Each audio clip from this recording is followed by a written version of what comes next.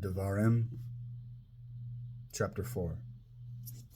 Now Israel, listen to the laws and rulings I am teaching you, in order to follow them, so that you will live. Then you will go in and take possession of the land that Adonai, the God of your fathers, is giving you, in order to obey the mitzvot of Adonai, your God, which I am giving you. Do not add to what I am saying, and do not subtract from it. You saw with your own eyes what Adonai did at Baal Peor, that Adonai destroyed from among you all the men who followed Baal Peor. But you who stuck with Adonai, your God, are still alive today, every one of you.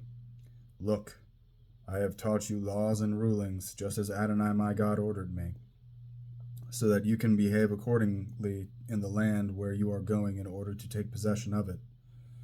Therefore, observe them and follow them, for then all peoples will see you as having wisdom and understanding. When they hear of all these laws, they will say, this great nation is surely a wise and understanding people. For what great nation is there that has God as close to them as Adonai, our God, is whenever we call on him? What great nation is there that has laws and rulings as just as this entire Torah which I am setting before you today? Only be careful and watch yourselves diligently as long as you live, so that you won't forget what you saw with your own eyes, so that these things won't vanish from your hearts. Rather, make them known to your children and grandchildren.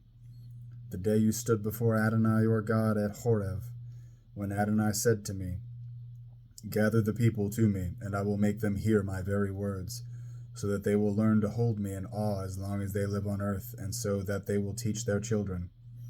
You approached and stood at the foot of the mountains, and the mountains blazed with fire to the heart of heaven, with darkness, clouds, and thick mist. Then Adonai spoke to you out of the fire. You heard the sound of words, but saw no shape. There was only a voice. He proclaimed his covenant to you, which he ordered you to obey, the 10 words, and he wrote them on 2 stone tablets. At that time Adonai ordered me to teach you laws and rulings, so that you would live by them in the land you are entering, in order to take possession of it. Therefore, watch out for yourselves, since you did not see a shape of any kind on the day Adonai spoke to you in Horeb from the fire.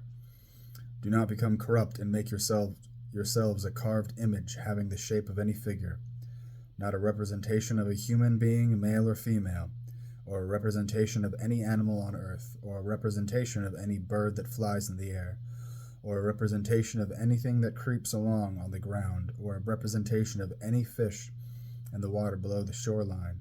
For the same reason, do not look up at the sky, at the sun, moon, stars, and everything in the sky, and be drawn away to worship and serve them. Adonai your God has allotted these to all the peoples under the entire sky.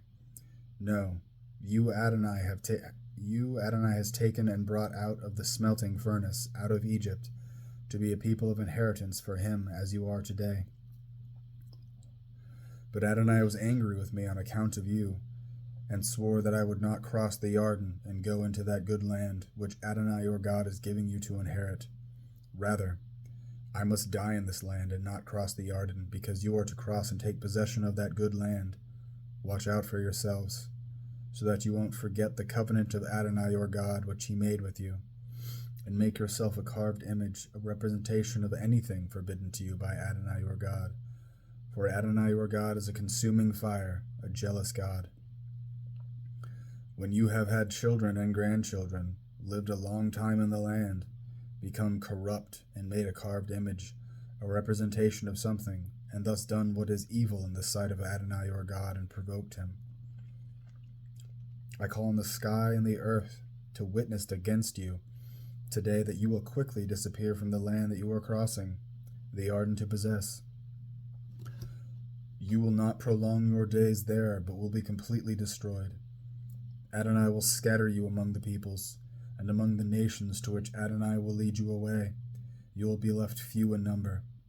There you will serve gods which are the product of human hands, made of wood and stone, which can't see, hear, eat, or smell.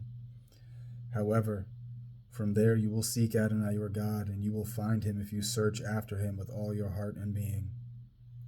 and your distress when all these things have come upon you, in the Acharit Hayamim, you will return to Adonai your God and listen to what he says. For Adonai your God is a merciful God. He will not fail you, destroy you, or forget the covenant with you, with your ancestors, which he swore to them. Indeed, inquire about the past, before you were born, since the day God created human beings on the earth. From one end of heaven to the other, has there ever been anything as wonderful as this? Has anyone heard anything like it? Did any other people ever hear the voice of God speaking out of a fire as you have heard, and stay alive?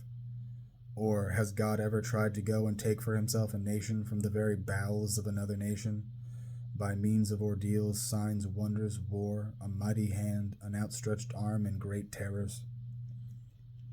Like all that Adonai your God did for you in Egypt before your very eyes? This was shown to you, so that you would know that Adonai is God, and there is no other beside him. From heaven he caused you to hear his voice, in order to instruct you, and on earth he caused you to see his great fire, and you heard his very words coming out from the fire. Because he loved your ancestors, chose their descendants after them, and brought you out of Egypt with his presence and great power, in order to drive out ahead of you nations greater and stronger than you, so that he could bring you in and give you their land as an inheritance, as is the case today. Know today, and establish it in your heart that Adonai is God in heaven above and on earth below. There is no other. Therefore you are to keep his laws and mitzvot, which I am giving you today, so that it will go well with you and with your children after you, so that you will prolong your days in the land Adonai your God is giving you forever. Then Moshe separated 3 cities on the east side of the Jordan toward the sunrise, to which a killer might flee, that is, someone who kills by mistake a person whom he did not previously hate, and upon fleeing to one of these cities might live there. The cities were Betzer in the desert, in the flat land, for the Reuveni, Ramoth in Gilead, for the Gadai, and Golan in Bashan for the Manasseh. This is the Torah which Moses placed before the people of Israel. These are the instructions, laws, and rulings which Moshe presented to the people in Israel after they had come out of Egypt, beyond the Jordan River, in the valley across from Beit Peor, in the land of Sihon, king of the Amori, who lived at Heshbon, whom Moshe and the people of Israel defeated when they came out of Egypt. And they took possession of his land and the land of Og, king of Bashan, the 2 kings of the Amori, who were beyond the Jordan toward the sunrise, from Aroer, on the edge of the Arnon valley to Mount Sion, that is, Mount Hermon, with all the Arava beyond the Jordan eastward, all the way to the Dead Sea at the foot of the slopes of Pisgah.